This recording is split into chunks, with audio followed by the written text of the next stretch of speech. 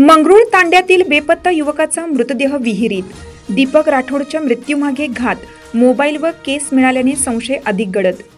जिंतूर तालुक्यातील मंगरुळ तांडा येथील बेपत्ता युवक दीपक हरिभाऊ राठोड वय 21 याचा मृतदेह अखेर 14 सप्टेंबर रोजी सायंकाळी 5 वाजण्याच्या सुमारास सायखेडा शिवारातील एका विहिरीत आढळून आला.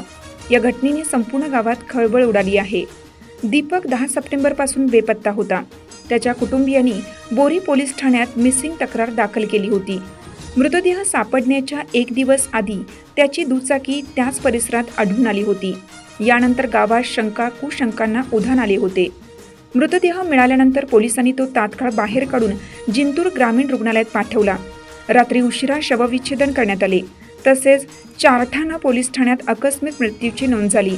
या प्रकरणी चारठाणा पोलिसांनी तपास सुरू केला असून घटनास्थळी सखोल तपासणी दरम्यान दीपकचा मोबाईल आणि काही केस देखील आढळले आहेत. त्यामुळे मृत्यूच्या घटनेवर संशय अधिक गडद झाला आहे. दरम्यान दीपकच्या मृत्यूबाबत त्याच्या कुटुंबियांनी गंभीर आरोप केले आहेत. दीपकचा घात करण्यात आला असून हा सरळ खून आहे असा ठाम आरोप कुटुंबियांनी केला आहे.